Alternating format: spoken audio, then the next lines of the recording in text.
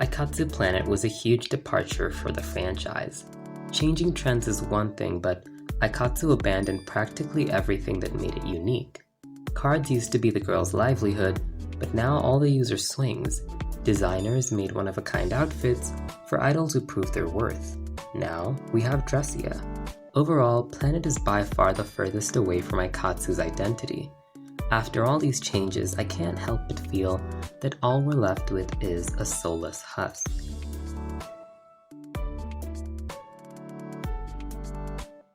I don't think getting rid of cards was a mistake, but I do think the Dressier were. The magical world in Aikatsu Planet takes a backseat to pretty much everything else.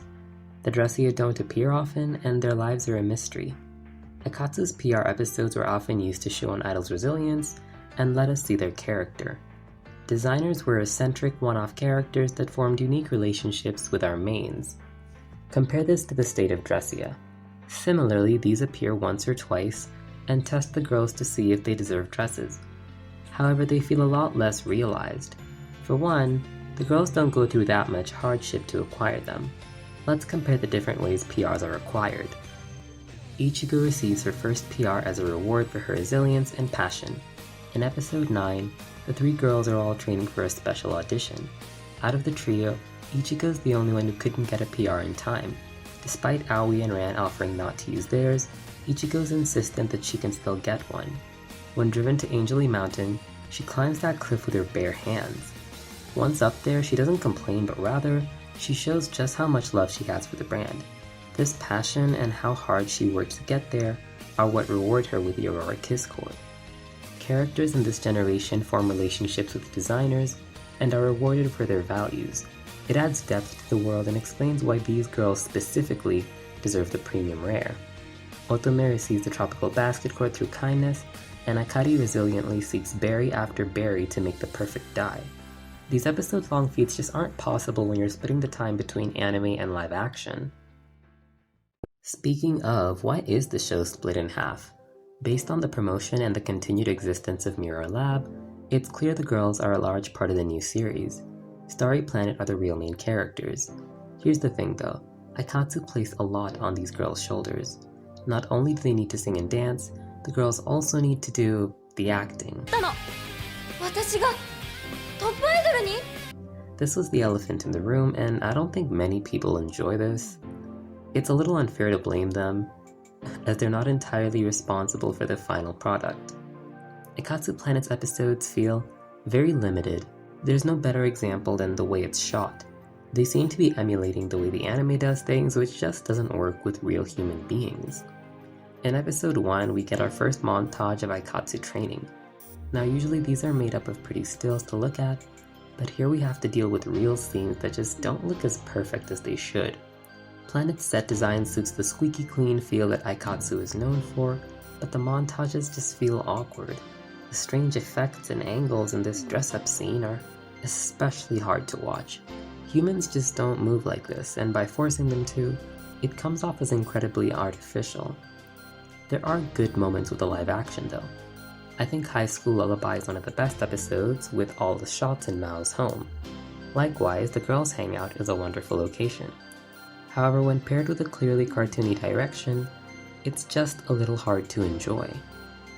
The animated scenes take up the latter half of the episode and are brought to us by the mirror in transformation.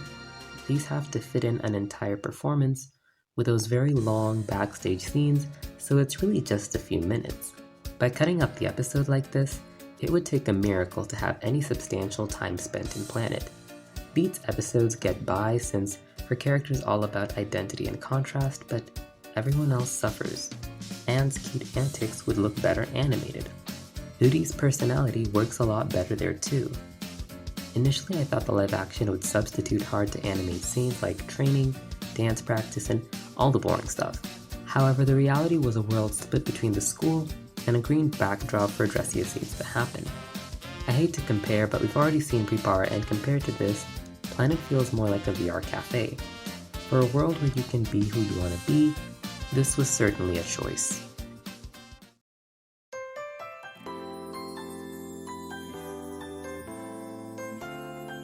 Why identity? Why does anyone in this show dress and look the way they do? Mao begins the show by taking on Hana's identity, but at least grows into it eventually. See my Mao video up here. But why anyone else? Beat wanted a world where no one made assumptions, so the uptight student council member could be a rockin' rebel. But why does Ruri go here? To wear fancy dresses? She's already a designer and model in real life, and while her PR is pretty, it doesn't really match her personality much. They do a good job explaining the other attributes, but why does Ruri wear this? Why does anyone style their hair the way they do? Why is anyone's makeup this intense? I've spoken about the prepare designs and why I feel they're really smart character-wise, but I feel like Planet really dropped the ball on these designs. They're probably the weakest in the franchise to me. Aikatsu's designs have always been rather simple, with realistic hairstyles drawn with anime flair. As the girls change outfits all the time, the designs need to use their hairstyle, colors, and pose to portray their personality. The outfits should suit the characters, but more importantly, their face and hair carries a lot of weight in the design. The 4 types influence the designs a lot and act as a shorthand for the audience. Lovely types are stereotypically feminine, pop types are childish, and sexy types are somewhat mature. Maria is regal with her long flowing hair, and Key's got bright puffy twin tails. You can instantly tell what kind of characters these are gonna be. Mizuki and Elsa are top idols with the most extravagant hair in their seasons. Rose has extravagant hair too, but what is it really for? It's just a rose pattern, and I'll admit that's something, but when everyone else's hair is intense, it just feels a little extra. The official art uses poses to convey their characters, but a lot of these poses are really vague.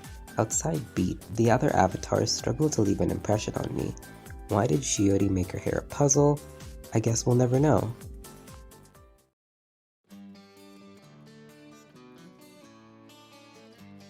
Now it's time for us to talk about performances of the week. Every single episode we get to see a full CG performance of our favorite songs with a chord to match. Previous chords have been covered in my fashion reviews, but you'll notice I haven't touched Planet. PRs have been decreasing in detail since Late Friends, but the chords in Planet are a new low. I'll admit that there's hits, but there's so many misses. A lack of accessories, simple theming, and abundant recolors. There's so many blobs of solid color that you'd never really see in previous series. Maybe the hair didn't need accessories this season, but where's the frill, where's the check? Even part 1 from the original show seems to have better theming and more creative outfits than this. There's so much that's missing. The highs aren't high enough, and the lows are truly disappointing. Only in Planet could Pegasus Angel be considered a final dress. It barely holds up to Star Festival from Season 1. There's campaign rares better than this. Apart from size, nothing about this outfit is impressive. At least Rosie Drassel has the grandiose wings, but this is nothing. At least the music is good, right? When Planet was announced, we were excited to hear the new solos, and that's when we learned of the new mechanic battle stages. These pit 2 idols against each other, removing the need for solo stages. When the songs were posted from arcade footage, people thought Flying Tips was a Ruri song. With a techno beat, it matched previous cool type songs like Prism Spiral and Signalize. However, Flying Tips belongs to no one. Well, technically it's performed by Hana and Cupid, but that doesn't really matter. The 2 perform in all kinds of other songs. Everyone does. Now they do try, as Anne sings Lady Lady Lady more than the rest, and Petite Price Every Day seems like Sara's song, but what about our main characters? Character solos are a huge part of Aikatsu, and getting rid of them was an odd choice. Hana sings Soulmate with Shiori, but then so do Rose and Cupid. Are they soulmates? No, but they are another close pairing in the show. Beat sings the birthday song with Hana, and Shiori gets Magical Door. I tend to associate the song with whoever debuted, but could this really work? We've had seasons where they didn't have solos like the original and the first season of Stars, but because the songs need to be usable with the entire cast, it's hard to make them individual, ruining another strong suit of the franchise. The genres explored in Planet include techno and pop and techno and pop and country with a little rock. It's hard for Planet's discography to hold up to any past season, and this is just another reason it feels so underbaked. Pretty much everything is bland and generic, and compared to previous seasons, you have to wonder how we got here. Without brands, types, or even solos, Aikatsu's bare bones are completely exposed. The characters' expected quirks are absent or misplaced, and there's nothing to justify this. Aikatsu's been gutted. There's a lot of stuff that was really important, and I don't think people realize that. There's a lot of reasons why Planet feels off, and a huge part of that is because they really did break the formula in a lot of ways. You can't just get rid of types, brands, and solos expecting it not to change the way the show is written. As a story, I really enjoyed it and have defended Planet, but I just feel like mechanically there's too much missing for the story to work. It seems like they just tried to write an Aikatsu story, but with mechanics from a completely different show, which does not work.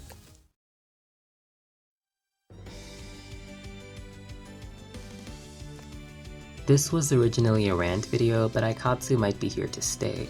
If Planet doesn't kill the franchise, here's what I'd like from the next series. While it's easy to just put new ideas in, I'm gonna try and work with what Planet's already established. First up, more specific attributes. This is already happening with the addition of cafe, aquarium, and fruits. These are steps in the right direction, but we could go further. Dressier tend to give multiple dresses out, so why not introduce them together? This way our characters could get the rare dress before upgrading it later on.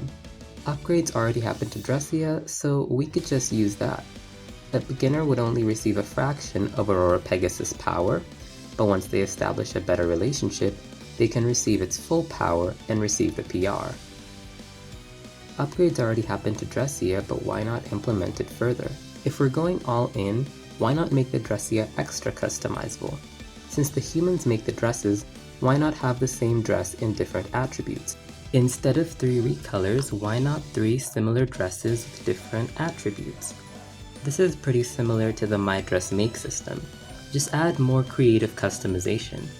This also lets us see what makes each attribute unique, since it's one dress, different attributes. With those 2 tweaks, I think most chords in Planet could be improved, but it still doesn't feel like enough. A problem I've had with some designs is that the inspiration seemed one note. Glossy Ruby is just red. Ivy Sleeping is a normal green dress. What's missing is just one more layer. So, brands had more variety because they were based on subcultures, while attributes are just things to include on the dress. Now remember, we're working with what we have, so brands are gone. I think one system would address this perfectly. Booms need to come back. For those unaware, Boom was the new gimmick for the final season of the original Aikatsu run. The system gave each part a theme to follow. Part 1 was jewelry and gave us jewel-themed chords from different brands with different rarities. The PRs can remain purely inspired by the attribute, but the rares should switch it up. Let's say Party Deco is the theme for Part 1. The PRs can represent the attribute entirely, while the rares can mix their influence with the theme. Maybe a jewel box chord or a fairy ribbon chord. I know they're not chords, but they're certainly not all dresses. There, that adds a layer of design to the outfits. Now, onto the performances. Planet's music and stages are heavily influenced by the battle stage mechanic. With the addition of unit stages, it's clear they're open to non-battle performances. So here's what we'll do. Battle stages are integral to the arcade, which I don't play, so whatever. In the show, we'll just have them be exclusive to big events. The battle stages wouldn't be the default either, but rather a challenge. Much like Friends, each part could debut with some solos and a battle song. I really don't know how this would work in the arcade, so if someone plays the arcade, they can let me know if this is even realistic. The battle songs can be as vague as they want, just something fun to sing. I'd love to see something like Shining Sky on the G-string. This song was exclusively used for Mizuki's audition, so we've already had songs that are exclusively for challenges, or auditions. Planet got rid of appeals, but with the 3 dress changes per game, I understand why. As much as I love them, I doubt they're coming back. It's for this reason I feel the other aspects should be improved. One way we could do this is by enhancing what's already there. So we've all seen the auras, the gigantic auras that Planet has. And we know that whoever wins the dress change gets a few elements added to theirs. So let's use that. Remember how in Stars the idols start with arc auras before developing a new one? We can make this happen on a much smaller scale. First, we need the aura to be smaller.